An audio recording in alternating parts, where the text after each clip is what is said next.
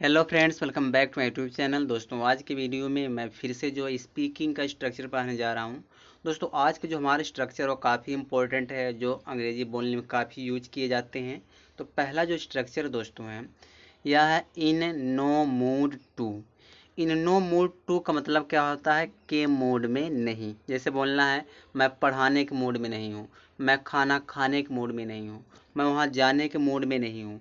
तो इस तरह जो सेंटेंस होता है दोस्तों, आप बोलोगे इन नो मूड टू पर। इन नो मूड टू के बाद दोस्तों आपको लगाना पड़ेगा वर्ब का फर्स्ट फॉर्म। ठीक है, तो पहला जो स्ट्रक्चर इसका बनेगा वह होगा सब्जेक्ट। यहाँ पे हेल्पिंग वर्ब की जगह पे इज, एम, आर, वाज या वर लगाना पड़ेगा। ठीक है, उसके बाद आप लगाओगे इन नो मूड टू, फिर लगाओगे वर्ब का फर्स्ट फॉर्म, फिर लगाना आपको ऑब्जेक्ट लगाना है। तो यह पहला स्ट्रक्चर हो गया। दूसरा स्ट्रक्चर क्या होगा? In no mood for. For है, इसके बाद आप क्या लगाओगे? नाउन लगाओगे, वर्ब नहीं लगाओगे।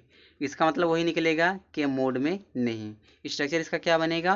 पहले आप लगाओगे सब्जेक्ट, यहाँ पे is, am, are, helping verb जो दिया यहाँ पे लगाओगे इज, एम, आर, वाज या वर।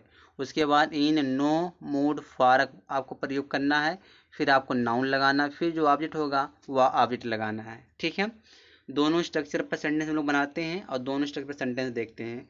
पहला जो सेंटेंस दिया दोस्तों, मैं मजाक के मूड में नहीं हूँ। तो यहाँ देखो मजाक के मूड की बात कर रहा था, मजाक यहाँ देखो नाउन हो गया। तो यहाँ पे जो है जब नाउन है दिया है तो हमें जो ए वाला स्ट्रक्चर लगाना पड़ेगा, दूसरा वाला स्ट्रक्चर हमको लगाना पड़ेगा। तो कह रहा मैं मजाक के मूड में नहीं हूँ, तो क्या हो जाएगा? आई एम प्रेजेंट टेंस, आई साथ एम लगेगा। उसके बाद लिखिए यहाँ पे in no mood for. In no mood for. अब मजाक के लिए अंग्रेजी क्या होता है? फन होता है। फन नाउन है तो आप यहाँ पे लगा दीजिए fun. I am in no mood for fun, यानी मैं मजाक के मूड में नहीं हूँ। दूसरा देखो, दूसरा जो सेंटेंस हमारा है, मैं खाने के मूड में नहीं हूँ। तो यहाँ देखो दोस्तों, खाना हमारा वर्ब है। ठीक है, तो अब क्या लगेगा? यहाँ पे इन नो मूड टू वाला स्ट्रक्चर लगाएंगे तो हो जाएगा I am in no mood to. यहाँ देखो हैव, हैव का मतलब खाना, हैव जो यहाँ दोस्तों है या मेन वर्ब का काम कर रहा। खाना मतलब फूड नहीं, मतलब ईट वाला खाना। ठीक है, तो हैव का मतलब यहाँ पे ईट समझो आप। तो कह रहा है मैं खाने के मूड में नहीं हूँ, तो I am in no mood to have. ठीक है, देखो आगे यहाँ दिया है वह शादी करने के मूड में था। तो यहाँ पे तो वर्ब लगा है, शादी करना तो एक वर्ब है, तो हो जाएगा यहाँ पे हो जाएगा ही। यहाँ पे सी नहीं होगा दोस्तों, एक मिनट, इसको मैं थी कर दे रहा हूँ।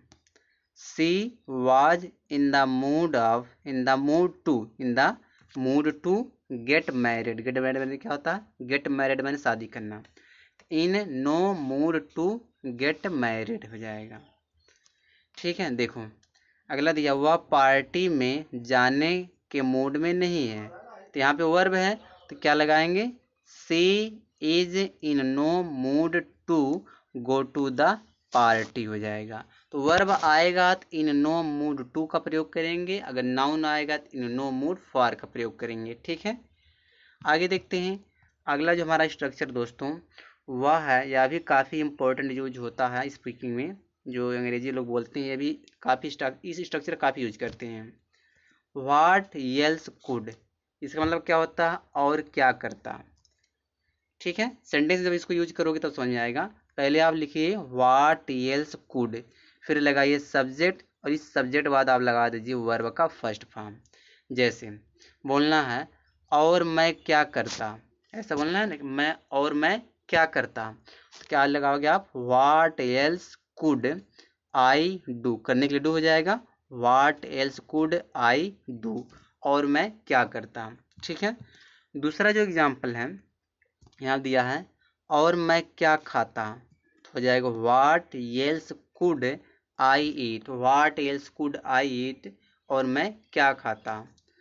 ठीक है, आगे देखो यहाँ पे क्या दिया है, और तुम क्या पहनते हो, और तुम क्या पहनते हो। What else could you wear, what else could you wear. ठीक है, फिर दूसरा दिया है, अगला दिया जो सेंटेंस हमारा है, फ़ोन नंबर है और मैं किससे बताता, और मैं किसे बताता, whom else could I say, whom else could I say।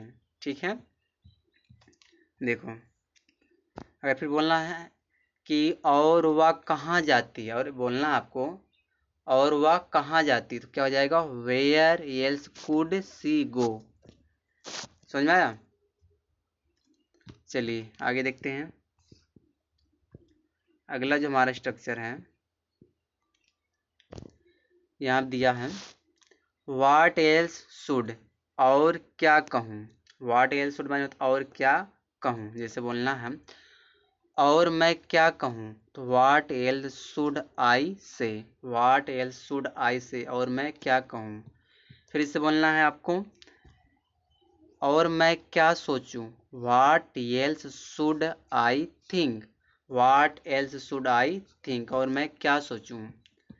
ठीक है, आगे देखो, फिर बोलना है कि और वह क्या कहे, और वह क्या कहे, तो वाट एल्स शुड ही से। फिर देखो और मैं क्या खाऊं, तो इसका क्या हो जाएगा, वाट एल्स शुड आई ईट हो जाएगा। फिर देखो दिया यहाँ पे और मैं क्या करूं, तो क्या हो जाएगा, what else should I do, और मैं क्या करूं। ठीक दोस्तों, आगे देखते हैं। अगला जो हमारा स्ट्रक्चर है वह है ट्यून आउट, माने होता अनसुना करना। ठीक है, आप सबसे पहले सब्जेक्ट लगाओगे, जैसा टेंस वैसा वर्ब, फिर वहाँ पे ट्यून आउट होगा, फिर आपका कोई न कोई ऑब्जेक्ट या अदर वर्ड होगा। ठीक है, देखो एग्जाम्पल समझो, यहाँ एग्जाम्पल दिया है तुमने मुझे अनसुना कर दिया, तो क्या हो जाएगा। अब देखो ट्यून है तो सेकंड थर्ड इसके सेकंड फॉर्म ट्यून्ड हो जाएगा इसका। तो जैसे you tuned me out, you tuned me out, तुमने मुझे अनसुना कर दिया। उसने तुम्हें अनसुना कर दिया था क्या, तो did he tune you out, did he tune you out हो जाएगा इसका। आगे देखो तुम मुझे हमेशा अनसुना कर देते हो, तो you always tune me out, out object के बाद लगाएंगे। ठीक है, फिर दिया मुझे, यहाँ दिया मुझे अनसुना मत किया करो, तो डोंट ट्यून मी आउट, मुझे अनसुना मत किया करो। बस दोस्तों इस वीडियो में ही तक है, और यह काफ़ी इंपॉर्टेंट वीडियो है जो स्पीकिंग में यूज की जाती है। जो ऐसा स्ट्रक्चर इस चैनल मतलब इस वीडियो में पढ़ाया हूँ इस चैनल के माध्यम से, आप रोज़ डेली वीडियो को वॉच करिए और बहुत कुछ आपको सीखने को मिलेगा।